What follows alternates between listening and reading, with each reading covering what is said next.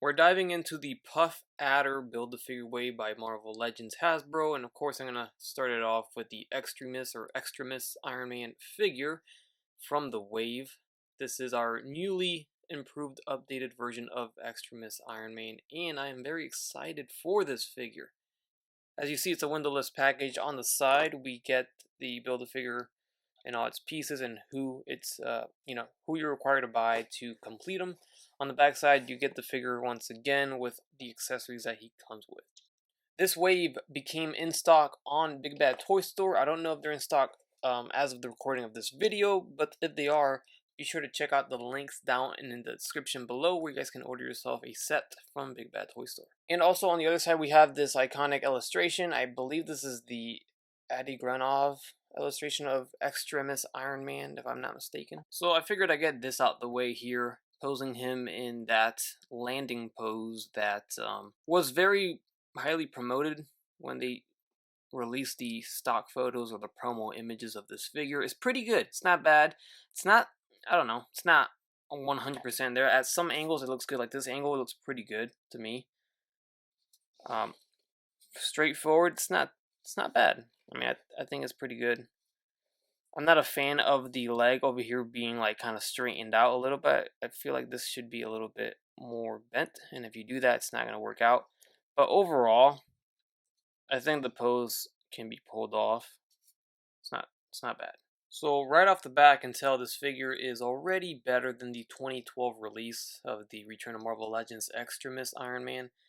This figure stands at about 6.5 inches tall, for those curious, and he is sporting that shimmery, swirly metallic plastic that some may not like and some may like. Personally, I wish they would stray away from it, because ultimately, yes, I do prefer metallic paint over the swirliness of the plastic mold. Now, they did put a little bit of a metallic shimmer to it, so you can kind of see that it looks pretty darn good when the light bounces off of it, as you can see here. They're going for this darker red, which of course reproduces the actual colors of the comic book illustration that this armor is based off of, and I think it looks pretty good. I mean, I'm very, very happy with the way this looks. It looks great. It really does. Now, the swirliness isn't as bad as we've seen it in past figures, and I know they mentioned, and they, as in the Hasbro Marvel Legends team, mentioned that the swirliness effect wasn't going to be as noticeable as it was in the past, in past releases of Marvel Legends. So I could definitely see that here, but there are still spots where you see it. So it's not like it's 100% gone. But overall, the way the light bounces off of it, it does look like it's an armor. It looks like it's metallic. And for the most part, it looks pretty good. Like I said, the proportions really stand out to me because they look a lot more accurate. We'll do a comparison, of course, with the original Extremis Iron Man that Hasbro released back in 2012, well over 10 years ago, and we'll compare the two side by side. This is, of course, a brand new body mold for our Iron Man Extremis.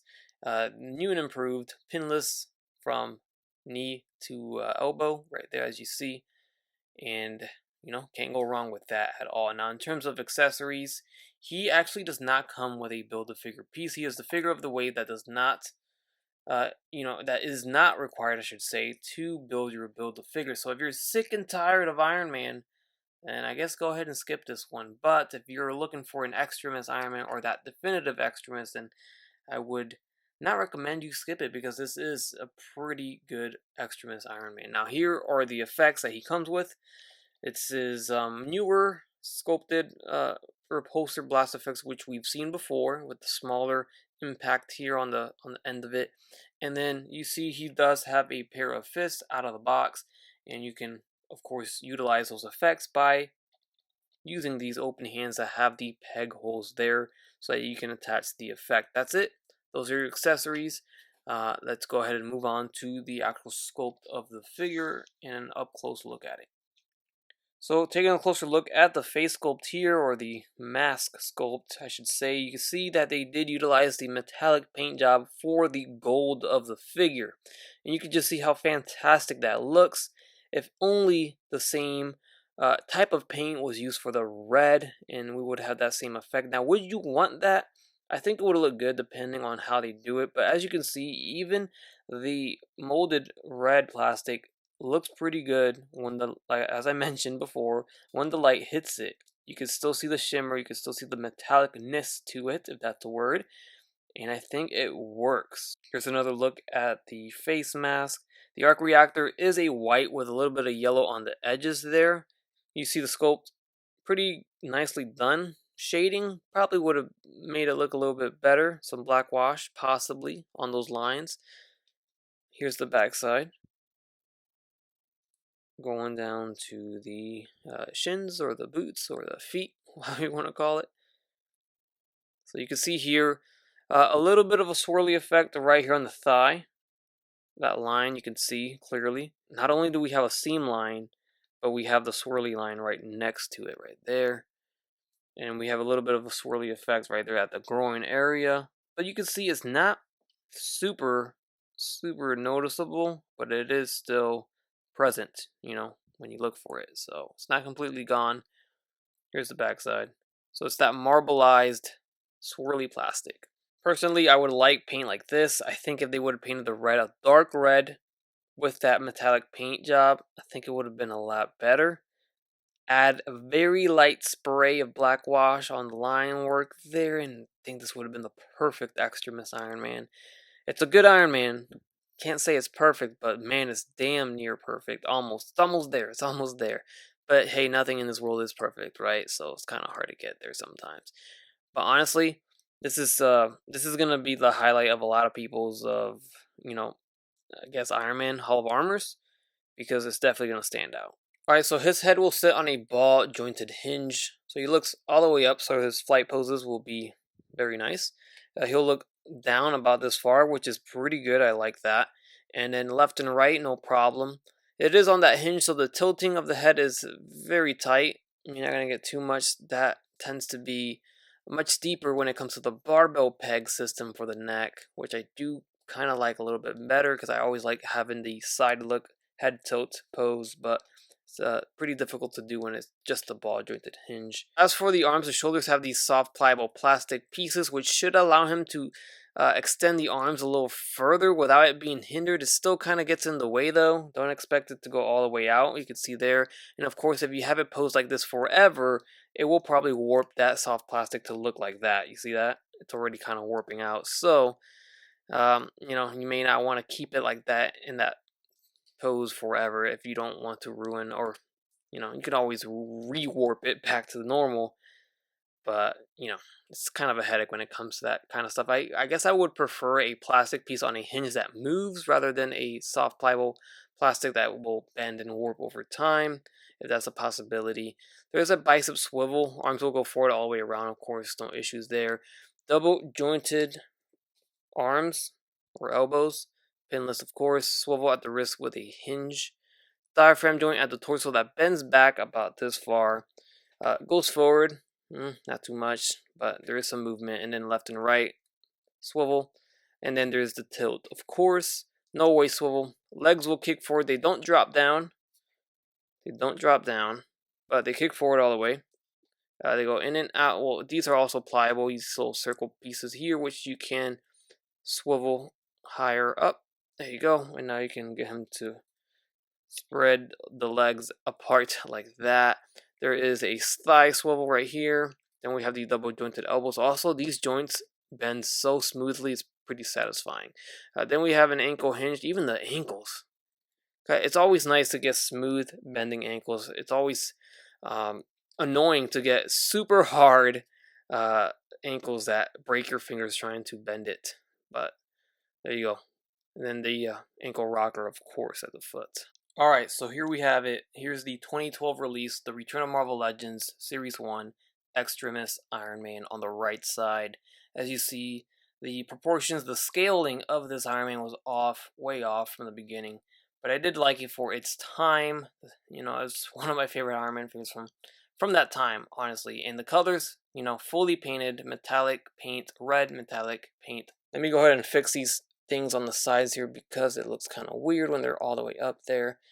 And there you go. So you see it's almost a full inch taller than the original release, which probably sat at 5.5 to 6 inches tall, since this one sits at 6.5 inches tall. So definitely a big difference there. So not only am I excited to get a new Extremis Iron Man, a new updated version, but you know what this means. You know it's coming. It's pretty much secured. It's in the bag. We're probably going to get a stealth version of this figure right here. It's an easy repaint, an easy release. So get ready to probably get an updated version of the stealth suit, which was a variant to this release from the Terrax Build-A-Figure wave. So back when we still had variants, that was probably the last couple waves that variants existed, or running changes within waves existed, which was always a pretty cool thing. So there you go. And then of course, if we're getting Stealth Iron Man, since we have the brand new mold, you better believe we're gonna get the Iron Patriot figure in this suit as well, and that makes me even more excited for that day. Or it's coming. It's gotta come. How could it not? So there they are, and this new Extremis Iron Man really improves on everything that these other Extremis Iron Men lacked. In terms of range of motion, the articulation was a little bit more tighter and more stricter on these older releases for sure. Also, what's cool to see is that this Iron Patriot was actually one of the first figures to utilize the marbleized plastic way back when. This was actually part of the Iron Man 3 movie wave. This was the comic release of that wave, and you can just see the marbleized plastic coming into play here back then. And actually, I think this one was the Ironmonger Build-A-Figure wave that utilized some heavy marbleizing, shimmery plastic swirly effects as well. So pretty cool to see that. That was kind of the start of it, and where we're at now.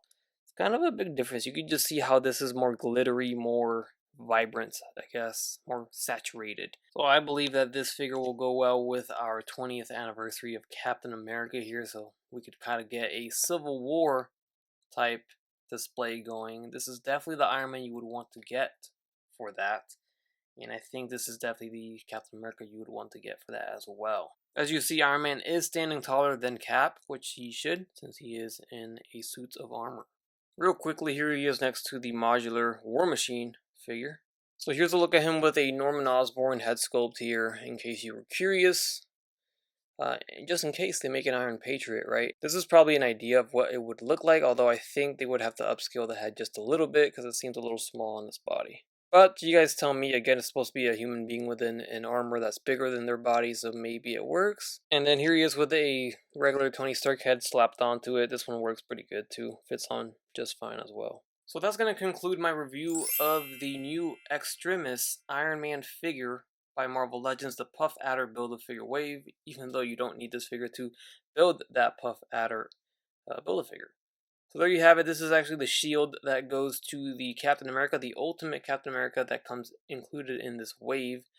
So in case you wanted to see what Iron Man looks like wielding it, it actually clicks on pretty firmly, pretty good, like it's meant for it, so it works. But anyways, let me know your thoughts on this figure down below in the comment section. Hit the like button while you're down there, and subscribe if you haven't done so already. As always, everyone, take care, take it easy, and I will catch you on the next one. Bye.